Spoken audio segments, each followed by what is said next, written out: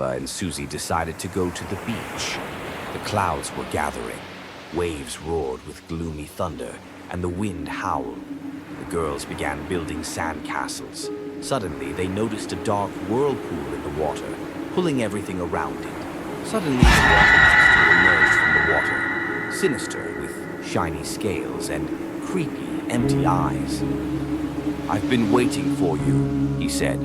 "I guard this abyss and take everyone to the bottom. This abyss has swallowed many. It takes those who are not afraid of their fears. If you want to learn its secret, you need to throw something precious to you into this abyss." Susie threw her favorite toy into the whirlpool. The water in the abyss splashed, and terrifying faces of lost souls appeared on the surface. Peppa threw her favorite ball, and at that moment, the whirlpool boiled over, swallowing her soul. "You have become part of me. Now you will stay in this abyss forever." Their souls were pulled into watery silence. When they opened their eyes, they found themselves on the dark seabed. They noticed two red eyes watching them from the darkness. Suddenly, a terrifying sea duck jumped out, sharp-toothed and enormous. Peppa thought it looked familiar. The duck transformed into an even more horrifying silhouette that chased them across the seabed. The girls tried to swim faster, but their strength was fading. Suddenly, they spotted a small cave and quickly hid inside. The duck swam past. They caught their breath, but then light appeared behind them again. This time, two green eyes. With a wild scream, they jumped out of the cave.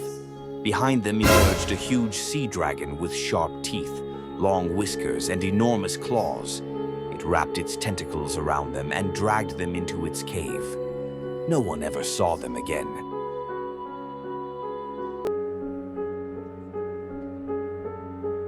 They stepped out into the rain, but this rain was different. The world around them was empty. A street lamp hummed faintly. Each drop carried darkness within it. A black puddle, like ink, spilled into reality. George leaned over the puddle. Emily grabbed his shoulder, stopping him. Step back. It seemed the puddle was fading. A false alarm, but in its reflection atop the raindrops, a black, hooded figure appeared. The group approached a bench. The rain intensified. The longer they stayed in the rain, the deeper the infection spread. A drop landed on Susie. Her hand turned blurry, translucent. Emily screamed, pulling it away. They vanished.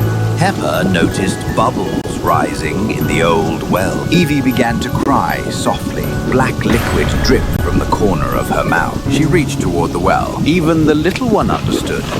Something was hiding there. From the puddles lining the path, tendrils slithered out, surrounding Susie and Emily. The darkness didn't just take, it held on. Peppa ran, shielding Evie with an umbrella. Emily broke free, but stumbled. Tendril grabbed her. Her scream echoed everywhere. In the glow of the street lamp stood the Dripper, massive, black droplets trailing down his cloak. He was the soul of this rain, he whispered. Peppa, holding Evie in her arms, approached him, the umbrella raised like a shield. The final question, is it worth fighting, escape, or become the rain? Evie smiled. Peppa and Mom were choosing products from the shelves. Soon they noticed a figure in a dark cloak. Sometimes ordinariness concealed something else. The faceless shopper suddenly turned his head. Smooth gray skin was covered with cracks from which black liquid dripped and red dots flickered. Peppa nudged Mom. Look.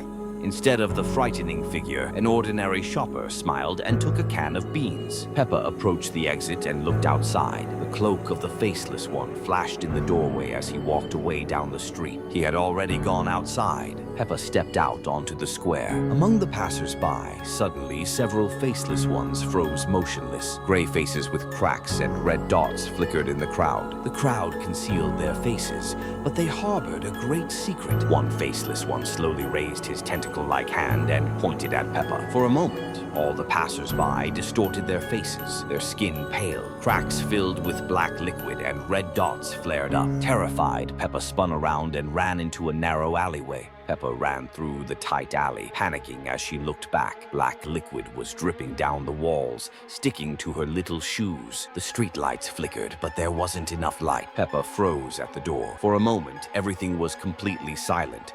Only her rapid breathing could be heard. At that very moment, a faceless one leapt out of a puddle. His mouth opened in an inhuman grimace, and tentacles lunged into attack. George was standing by an open, empty toy box, crying. My dinosaur is gone. When the main thing is lost, the scary awakens.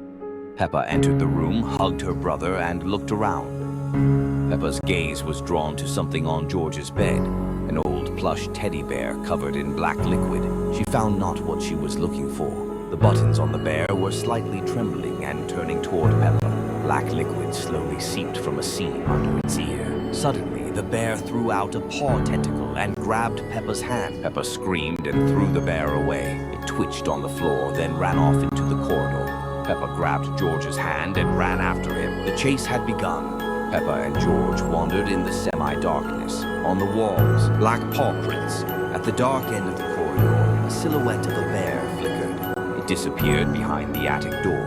Where light did not reach, dwelled the keeper. Peppa took a flashlight from the wall. They slowly climbed up the creaky stairs. Along the edges, webs of black tentacles like veins of living darkness. The center of the hall was covered in cobwebs. In it sat the bear keeper, grown to Peppa's size. Around, old toys, dolls with empty eye sockets, cars with red headlights frozen in anticipation. All forgotten toys began to move slowly.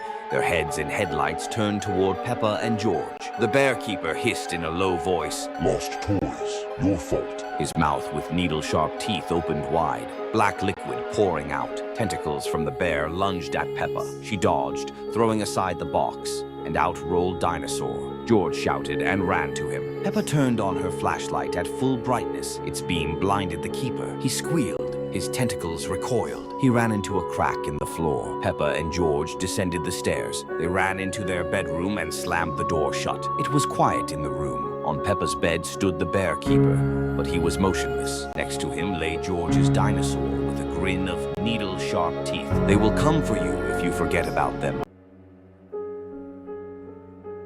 A typical evening, tea, girlfriends. Nothing foreshadowed trouble. The light bulbs suddenly began to flicker. The girls fell silent and looked up. The first alarm. The house had awakened. Susie began to tremble. The hum grew louder. The shadows became restless. The shadow beneath Susie's chair pulsed and darkened. Susie screamed, dropping her doll. Peppa grabbed Susie's hand. The shadow reached for Susie's leg. The kitchen turned into a trap. The girls ran into the living room. The room was quiet. The silence was deceptive. The couch's shadow melted onto the floor, turning into a flat black puddle. It slowly spread across the floor. From its center rose something, like a shapeless ink-blot tentacle. Susie stared in horror. Peppa recoiled. The puddle slid toward them, stretching.